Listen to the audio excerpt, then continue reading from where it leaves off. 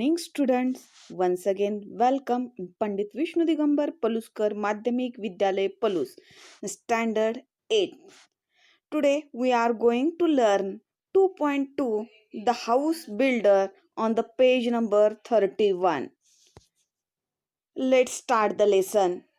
Here, this is a story of a mason who worked for a building contractor. The mason always tried to do his work to perfection. Here a new word, mason. Mason म्हणजे कोण? One who build with stone, bricks, cements. दगडांच्या, विटांच्या आणि सिमेंटच्या साह्यानं जो build करतो त्याला गवंडी म्हणतात. मॅसन म्हणजे काय? गवंडी. Who work for a building contractor. मग एका इमारत कंत्राटदाराकडे, कॉन्ट्रॅक्टर म्हणजे कंत्राटदार, काम करणाऱ्या एका गवंड्याची ही गोष्ट. The mason always to do his work perfection. हा जो मॅसन होता, हा गवंडी होता, तो आपले काम अगदी अत्युत्तम आणि बिनचूक व्हावे यासाठी तो सतत झटत असे. Next paragraph. As soon as a house had been designed by the architect and detail finalized by the engineer. Engineer म्हणजे अभियंता आणि architect म्हणजे वास्तुविशारद. तर त्या वास्तुविशारदाने एखाद्या घराचा आराखडा डिझाईन केल्यानंतर बनवून दिला आणि अभियंता जो असतो इंजिनियर तो काय करतो? इतर सगळं तपशील पूर्ण करतो. The contractor would send for the mason and leave the responsibility of the building the house to him. लगेच कंत्राटदार काय करतो? आपल्या गवंड्याला तो पाचारण करतो, बोलवत असे आणि घर बांधण्याची जबाबदारी हा जो कॉन्ट्रॅक्टर होता तो कुणाकडे टाकायचा? मॅसनकडे टाकत असे. The mason would then without wasting any time start his work. मग गवंडी अजिबात वेळ न घालवता आपले काम सुरू करत असे. Then he would take a great interest in his work for a building and do with a full dedication. पहा, हा जो गवंडी होता तो आपले बांधकाम अतिशय आवडीनं आणि पूर्ण जीव ओतून करत असे. He made sure that he do his high quality, the measurement of the walls, doorways and arcs. बघा, तो काय करत असे? बांधकामासाठी लागणारी सामग्री म्हणजे बांधकामासाठी जे लागणारं मटेरियल आहे ते सर्वोत्तम दर्जाचं आहे का? त्याची भिंती, वॉल्स अँड डोअरवेज, त्याचे प्रवेशद्वार अँड आर्क्स म्हणजे कमांड इत्यादीची वेळ तो काय करत असे? Where perfect he gave excellent and appealing finish to whatever he build. आणि हे सगळं काय करायचे? यांची सगळ्यांची मापं तो बिनचूक घ्यायचा आणि तसंच आपण बांधलेली प्रत्येक गोष्ट उत्तम, आकर्षक आणि सफाईदार असेल याची पुरेपूर तो खबरदारी घ्यायचा. The owner of the new houses build would he more than satisfy with the construction. पहा, त्यामुळे नव्या बांधलेल्या घरांचा जो मालक असे त्याच्या बांधकामाच्या गुणवत्तेमुळे अपेक्षेपेक्षा अधिक समाधान त्याला मिळत असे. Then because of a zeal, diligence, loyalty and persistence that he displayed in his work. कामाप्रती त्याची असलेला झील म्हणजे काय? अ ग्रेट एन्थुझियाझम म्हणजे उत्साह त्याचा. डिलिजन्स म्हणजे अ कॉन्स्टंट केअरफुल एफर्ट, त्याची मेहनत, लॉयलिटी अँड पर्सिस्टन्स म्हणजे कंटिन्युअस एफर्ट्स, चिकाटी. आता त्याच्याजवळ हे असलेले गुण आहेत म्हणजे कामाप्रती असलेला त्याचा उत्साह, मेहनत आणि दाखवलेल्या त्याने सातत्यामुळे या गवंड्याला खूपच मागणी असायची. The mason was in a great demand and fetch a good business to his contractor. आणि त्यामुळे गवंड्याला त्या खूप मागणी असायची आणि त्यामुळे कंत्राटदाराचाही धंदा अगदी तेजीत असायचा.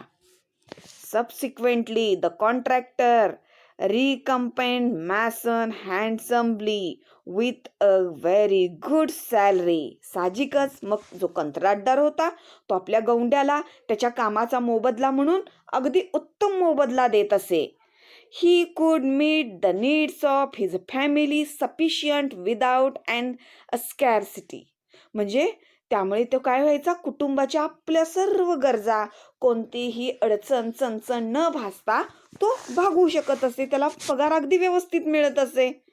Then the mason thus continues working with a great devotion of many years till he became a grandfather. मग अशा रीतीनं तो जो गवंडी होता वर्षानुवर्षे एकनिष्ठपणे काम अगदी करत राहिला आणि अगदी ग्रँडफादर म्हणजे तो आजोबा होईपर्यंत. Then he decided that it was a time to retire and spend time playing with his grandchildren. त्यानंतर मात्र आता आपण निवृत्त व्हावे आणि उर्वरित वेळ आपल्या नातवंडांसमवेत खेळण्यात व्यतीत करावा असं त्यानं ठरवलं. Then being a firm-minded person, he informed his contractor of his decision to retire from house building.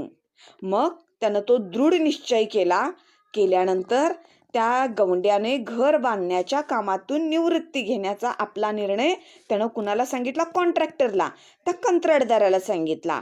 The contractor was very disheartened to lose such excellent workman and urge the mason to continue his job but to no avail. Here आहे dishearten. Dishearten means failed disappointed म्हणजे नाउमेद झाला. And to no avail means of no use, त्याचा काही उपयोग होत नव्हता म्हणजे निरुपयोगी असा. म्हणजे तो कंत्राटदार होता. The contractor was a dishearten. तो इतका त्याच्या कौशल्यावर तोही अभिमान होता. पण त्या कंत्राटदाराला परत काय झालं, त्यानं जेव्हा निवृत्ती घ्यायची स्वीकारली, आपला इतका उत्कृष्ट कारागीर आता आपण गमावणार या विचाराने कंत्राटदार हा मात्र निराश झाला आणि गौंड्याने काम सोडू नये म्हणून त्याला खूप वेळा सांगितलं, पण ते सगळं काय झालं, निरर्थक, टू नो अवेल, निरुपयोगी ठरलं. The mason had made up his mind and refused to carry on. गवंडी आपल्या निर्णयाशी मात्र ठाम होता. त्यामुळे त्यानं काम चालू ठेवण्यास नकार दिला. Finally, the contractor convinced the mason to build a last house on a beautiful and convenient site as a special favor. अखेरीस मात्र कंत्राटदाराने खास अगदी कन्व्हिन्स केलं, त्याला विनंती केली, एक सुंदर आणि सोयीच्या स्थळी एक शेवटचं घर बांधण्यासाठी गौंड्याला त्याने काय केलं, तयार केलं. The mason agreed to do so with a great reluctance, not too happily either. Reluctance means here नाखुशी, अनविलिंगनेस म्हणजे इच्छा नसूनही तो नाखुशीने शेवटी तयार झाला, ॲग्री झाला. Then the construction started. आता बांधकाम सुरू झालं. It was a most beautiful design house to be built at a sought after location. अतिशय सुरेख आराखडा बनवलेलं ते घर एका खास निवडलेल्या ठिकाणी बांधलं जाणार होतं. However, the mason could not put his mind and heart in his work. परंतु तो जो घर बांधणार होता, तो गौंडी मात्र त्याला त्या कामामध्ये आपलं चित्त गुंतवूच शकला नाही. Put his mind and heart, त्याचं हृदय किंवा त्याचं मन तो त्या कामामध्ये लावूच शकला नाही. He did his work very roughly and carelessly without interest or dedication. त्यानं अतिशय ओबडधोबडपणे, केअरलेसली, निष्काळजीपणे and without interest or dedication, त्यानं त्याच्यामध्ये इच्छा न ठेवता निरच्छेनं ते काम केलं. Even the building material used was of low quality. एवढंच नव्हे तर ते जे शेवटचं घर बांधणार होता त्या बांधकामासाठी लागणारं जे मटेरियल होतं, वापरलेलं जे साहित्य होतं, ते सुद्धा अतिशय त्यानं लो क्वालिटीचं वापरलं, निकृष्ट दर्जाचं वापरलं.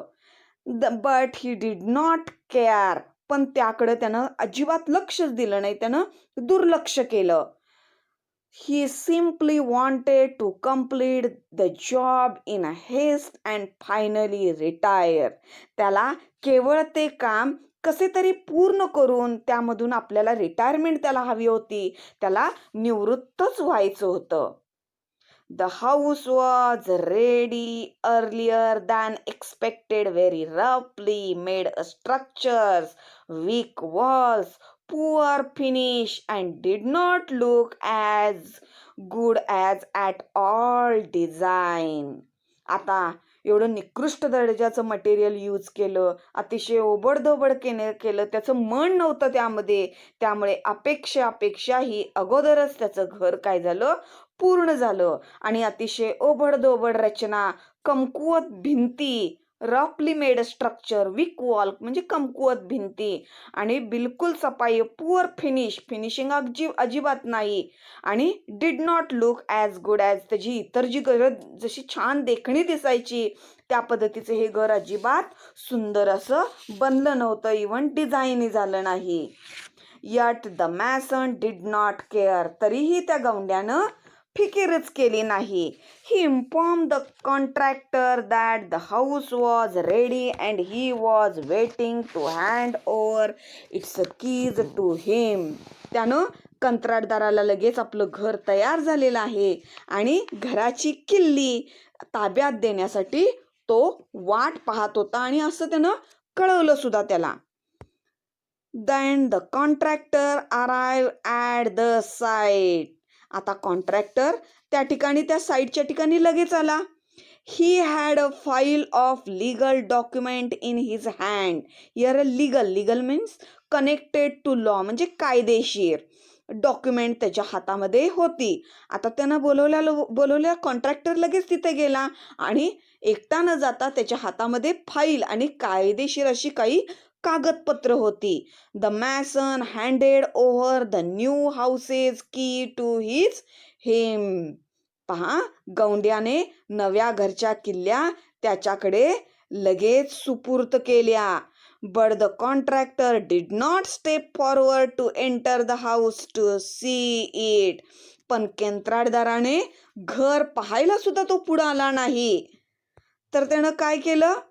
Instead with a broad smile, अगदी चांगल्या हसऱ्या चेहऱ्याने, he handed over the fall along with the house keys to the mason. पहा, तो इव्हन त्यानं घर पाहायला पण पुढे आला नाही, त्याच्याऐवजी अगदी हसऱ्या चेहऱ्याने आपल्या हातातील फाईल घरच्या किल्ल्यांसकट अलॉंग विथ हाऊस कीज, घराच्या जे किल्ल्या मॅसन त्याला देत होता त्या किल्ल्यासहित त्यानं काय केलं? टू द मॅसन, त्यानं सगळं गौंड्याकडे सोपवलं. अँड सेड, आणि म्हणाला बीमिंग हॅपी टोन, अतिशय हर्षभरा स्वरामध्ये, अगदी आनंदाच्या स्वरात म्हणाला, These are the ownership document of this new house in your name. पहा, हे वाक्य खूप इम्पॉर्टंट आहे. हे जे नवं घर आहे हे मी अगदी हर्षभरच स्वरात तो म्हणायला लागलाय, हे जे न्यू बिल्डिंग आहे, नवीन घर आहे, मी तुझ्या नावावर करणारी ही कागदपत्रे आहेत. द हाऊस इज युअर्स, हे घर आता तुझे आहे. I had lain it as a gift where you, मी हे तुला आता भेट म्हणून देण्याचे योजले होते.